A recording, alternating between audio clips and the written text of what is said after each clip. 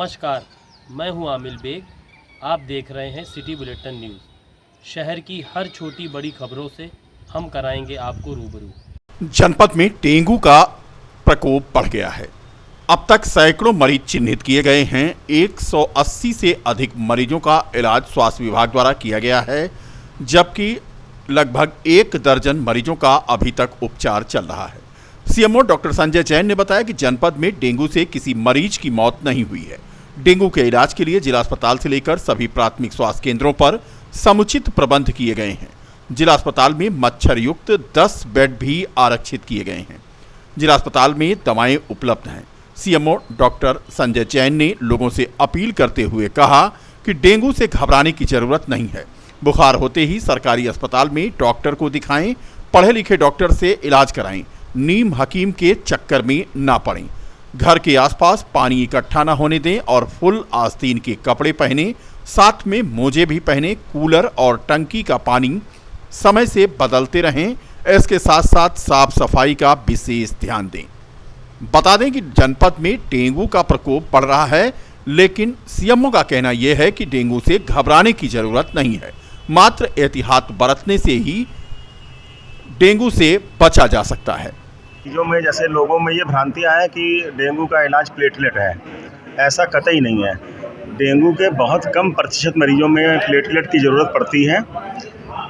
10,000 तक भी प्लेटलेट हो जाने पे सुरक्षित है, कोई घबराने की ज़रूरत नहीं है, जब तक कि कहीं से शरीर में ब्लीडिंग नहीं हो रही है। तो 10,000 तक प्लेटलेट आने में भी घबराने की कोई ज़रूरत नहीं है। तरल पदार्थ अधिक मात्रा में लेते रहें और चिकित्सक से मिलकर उपचार कराएं, कोई घबराने की आवश्यकता नहीं है। बीकापुर तहसील में बार और बेंच के बीच जारी गतिरोध आज समाप्त हो गया। बता दें कि सोमवार को जिलाधिकारी नीतीश कुमार के हस्तक्षेप के बाद मंगलवार को आपसी सहमत के बाद अधिवक्ताओं ने अपनी हड़ताल वापस ले ली। बार एसोसिएशन बीकापुर के मंत्री ब्रह्मानंद मिश्रा ने जानकारी देते हुए बताया कि बुधवार से बीकापुर के अधिवक्ता सभी न्यायालयों पर सुचारू रूप से काम करेंगे। बार और बेंच के बीच मंगलवार को बैठक सौहार्दपूर्ण माहौल में हुई। भारत सरकार द्वारा महिला आरक्षण बिल को संसद में सर्वसम्मत से पारित किए जाने पर नगर निगम में विशेष बैठक का आयोजन हुआ।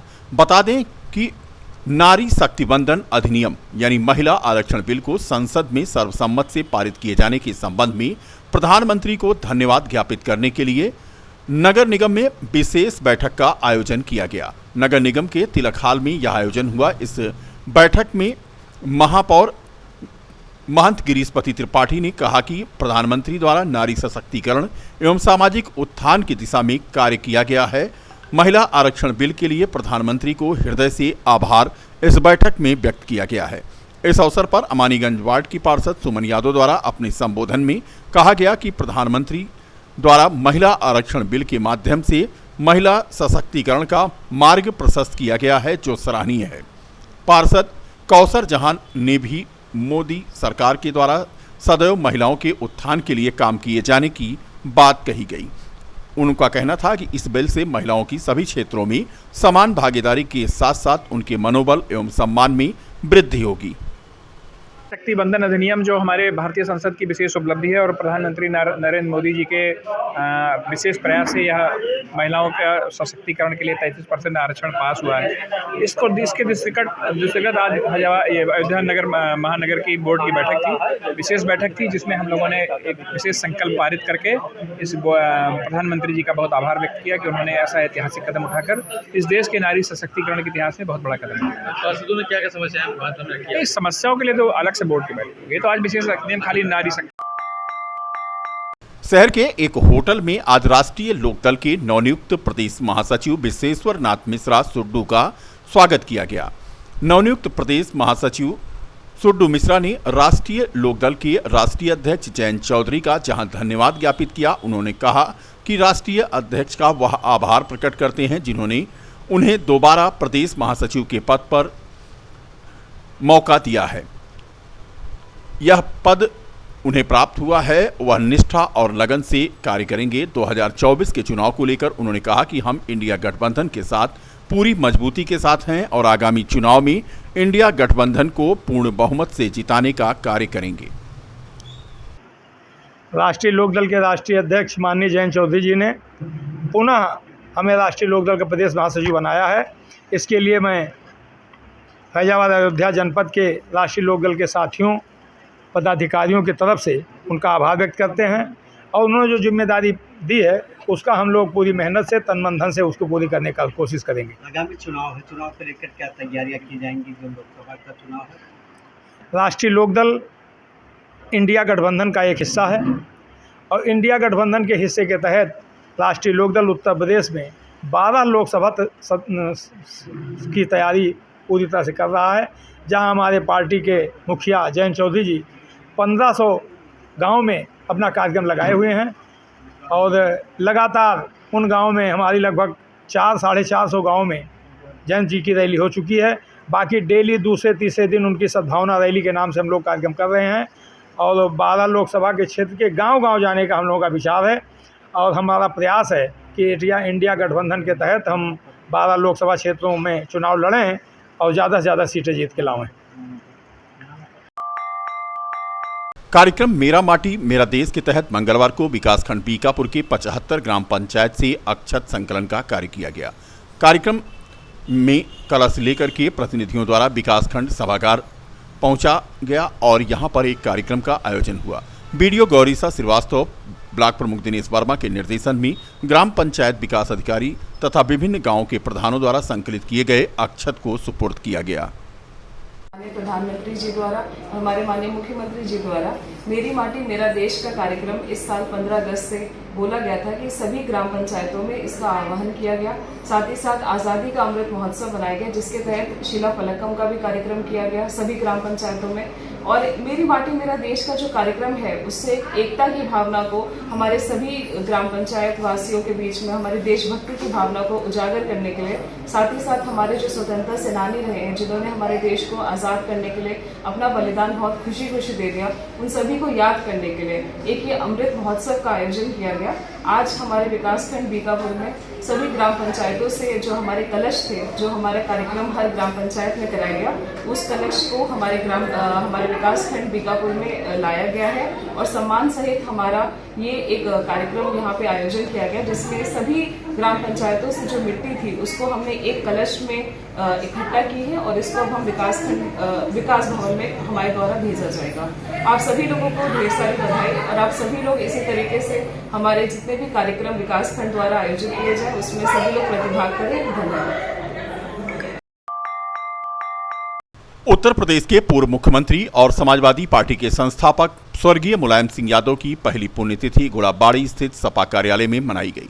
पूरे प्रदेश के साथ साथ अयोध्या कार्यालय में भी सपा कार्यकर्ताओं ने स्वर्गीय मुलायम सिंह यादव को श्रद्धांजलि दी। इस अवसर पर सपा के पूर्व राज्य मंत्री तेज नारायण पांडे पवन ने बताया कि पूर्व रक्षा मंत्री एवं प्रदेश के कई बार मुख्यमंत्री रहे सपा संस्थापक स्वर्गीय मुलायम सिंह यादव की प्रथम पुण्यतिथि पर आज उन्हें कार्यकर्ताओं सहित नेताओं ने श्रद्धा सुमन अर्पित किया है। उन्होंने अपने मुख्यमंत्रित्व काल में उत्तर प्रदेश के विकास को एक नया आयाम दिया। प्रदेश तरक्की की ओर अग्रसर रहा। महिलाओं को सम्मान तथा कन्या विद्याधन उन्होंने दिया। शिक्षा, स्वास्थ्य, सुरक्षा पर उनका विशेष ध्यान रहा। उन्होंने नवजात, गरीब, किसान सभी वर्गों की चिंता की।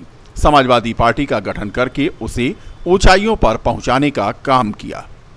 समाजवादी पार्टी के संस्थापक, इस देश के पूर्व रक्षा मंत्री, उत्तर प्रदेश के कई बार मुख्यमंत्री रहे, धरती पुत्र माननीय मुलायम सिंह यादव जी की प्रथम पुण्यतिथि के अवसर पर हम श्रद्धांजलि अर्पित करते हैं, सत नमन करते हैं।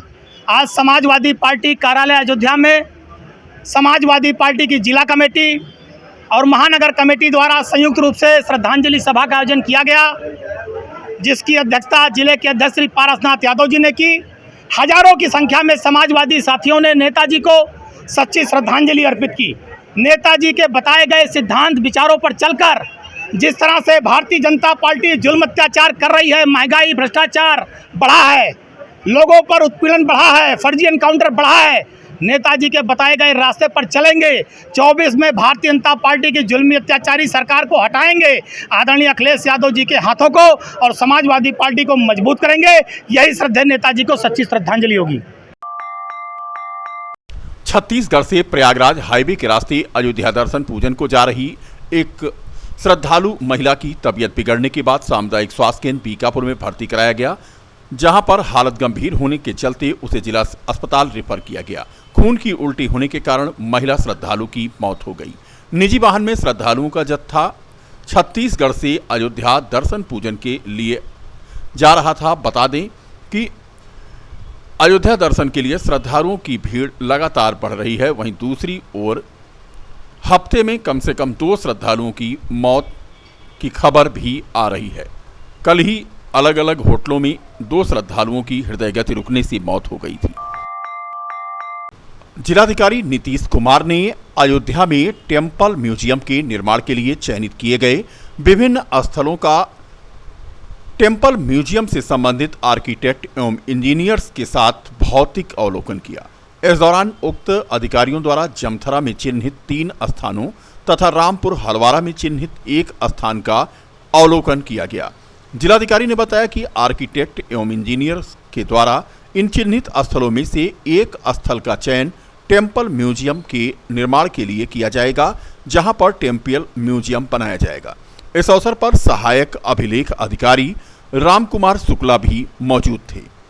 बता दें कि अयोध्या में टेम्पल म्यूजियम का निर्माण होना है और इसके लिए कई स्थानों पर लगातार जमीन देखी जा रही है। आज आर्किटेक्ट और इंजीनियर्स के साथ जिलाधिकारी ने उन स्थलों का निरीक्षण किया है जहां पर संभावना व्यक्त की जा रही है कि ये जमीन टेम्पल म्यूजियम के लिए उपयुक्त रहेगी।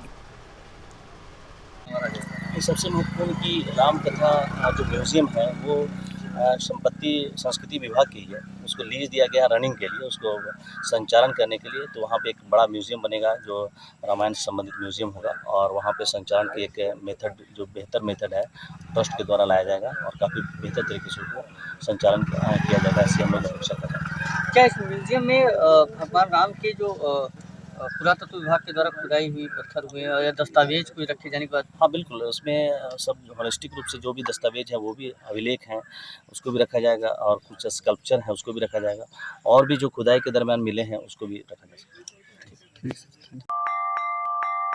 अयोध्या की राम की पैड़ी पर वीडियो बनाने का सिलसिला रुक नहीं रहा है। राम की पैड़ी में रील बनाते एक और युवती का वीडियो वायरल हुआ है।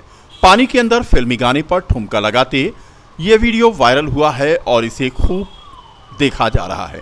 इससे पहले भी कई बार राम की पैड़ी में रील बनाते कई लोगों का वीडियो वायरल हो चुका है। बड़ा सवाल यह है कि लग्जरी चकाचौंध में आस्था के पीछे छूटती क्यों जा रही है। 9 अक्टूबर 1874 को यूनिवर्सल पोस्टल यूनियन द्वारा विश्व डाक दिवस मनाते हुए घोषणा किया गया था कि डाक विभाग देश में सबसे पुराने विभागों में से एक है। विश्व डाक दिवस के क्रम में ही पूरे सप्ताह को राष्ट्रीय डाक सप्ताह के रूप में मनाया जाता है। इसका उद्देश्य लोगों को व्यवसाय के रोजमर्रा के जीवन में डाक क्षेत्र की भूमिका और देशों के सामाजिक और आर्थिक विकास में इसके योगदान के बारे में जागरूक और ग्राहकों और डाकघर के बीच सामंजस्य स्थापित करना है। यह विचार मंडल के प्रवर अधीक्षक डाकघर एच.के. यादव ने व्यक्त करते हुए कहा कि राष्ट्रीय डाक सप्ताह के अंतर्गत डाक विभाग द्वारा अपनी भूमिका और गतिविधियों के बारे में व्यापक जागरूकता फैलाने के उद्देश्य से कार्यक्रम और गतिविधियों का आयोजन किया जाता है। 11 अक्टूबर को विश्व डाक दिवस, वित्तीय सशक्तिकरण दिवस तथा डाक टिकट संग्रह दिवस मनाया जाएगा। 13 अक्टूबर को मेल एवं पार्सल दिवस और अंत्योदय दिवस मनाया जाना है। पत्रकार वार्ता के दौरान मुख्य विपणन अधिकारी सत्येंद्र सिंह मौजूद थे। प्रेस के माध्यम से हम ये बताना चाहेंगे कि हमारा विभाग एक डाक सप्ताह मना रहा है जो 9 तारीख से 13 तारीख तक चलेगा कार्यक्रम। डाक सप्ताह के अंदर आज प्रेस मीट का एक कार्यक्रम था जिसमें आप लोगों को हमने आमंत्रित किया है और इस प्रेस मीट के माध्यम से हम आम जनता को, अयोध्या और अम्बेडकर नगर की जनता को यह बताना चाहेंगे कि जो हमारे विभाग की स्कीम्स हैं, जो हमारे विभाग जो आम जनता को सेवा प्रदान करता है, उस सेवा का लाभ उठाएं और पब्लिक के बीच में हम जगह जगह कैंप वगैरह करके इस स्कीम को प्रचारित करेंगे। तो आज 9 तारीख है, 9 तारीख का कार्यक्रम आज से स्टार्ट हो रहा है। 10 तारीख को कल हम लोगों का फाइनल एक वित्तीय जो सशक्तिकरण दिवस के रूप में हम लोग मना रहे हैं। वित्तीय सशक्तिकरण दिवस में जितनी भी हमारी बचत योजनाएं हैं और जो हमारे इंश्योरेंस, जैसे इंश्योरेंस में जो पोस्टल लाइफ इंश्योरेंस है, ग्रामीण डाक जीवन बीमा है, इसके संबंध में जगह जगह हम लोग कैंप लगा रहे हैं और कैंप में अधिक से अधिक आम जनता को इस योजना से जोड़ने का पूरा हमारा प्रयास होगा। इसके बाद हमारा जो है फिलेटली दिवस है। फिलेटली दिवस में हमारे एक अच्छी स्कीम है जो माई स्टैम्प है, और इस माई स्टैम्प को लेकर भी हम अपने जितने भी ज़िले में हमारे डाकघर हैं उनके माध्यम से पब्लिक के बीच में माई स्टैम्प का भी हम प्रचार प्रसार कर रहे हैं और पब्लिक को उसमें उस स्कीम से जोड़ेंगे। और विद्यालय में हम लोग एक कैंप कर रहे हैं जिसमें बच्चों को भी इसके संबंध में प्रचार प्रसार किया जाएगा और एक क्विज कंपटीशन भी हम लोग बच्चों के बीच में करेंगे। इसके नया क्या होगा दीप उत्सव में आप करीब है, आप डाक द्वारा क्या नया होगा? डाक विभाग तो अपनी जो ट्रेडिशनल सर्विसेज हैं उस पर पूरी तरह से काम कर ही रहा है। अयोध्या में एक नया हमारा पोस्ट ऑफिस जो अयोध्या धाम के नाम से, पहले पोस्ट ऑफिस अयोध्या के नाम से था, अब वो अयोध्या धाम के नाम से पोस्ट ऑफिस खुला हुआ है। उसके लिए जो अयोध्या मीडिया सेंटर है, मीडिया सेंटर के सामने राज्य सरकार ने हमको ज़मीन आवंटित किया है, उसमें हम डाकघर खोलने जा रहे हैं। उसका काम शुरू हो गया है। जब वो डाकघर काम करना शुरू कर देगा तो सारी सुविधाएं, चाहे अपने देश के लोग हों चाहे विदेश के लोग हों, जितने भी वहाँ पर पर्यटक आएंगे उनको सारी सुविधाएं डाक विभाग की दी जाएंगी। सर, क्या ऐसा कोई योजना भी आएगा कि जो एटीएम की भी व्यवस्था हो? जी, उसका जो है एटीएम की व्यवस्था हम एक प्रस्ताव बनाकर अपने विभाग को भेजेंगे। स्वीकृत होने मिलने के बाद वहाँ एटीएम की सुविधा हम लोग देंगे।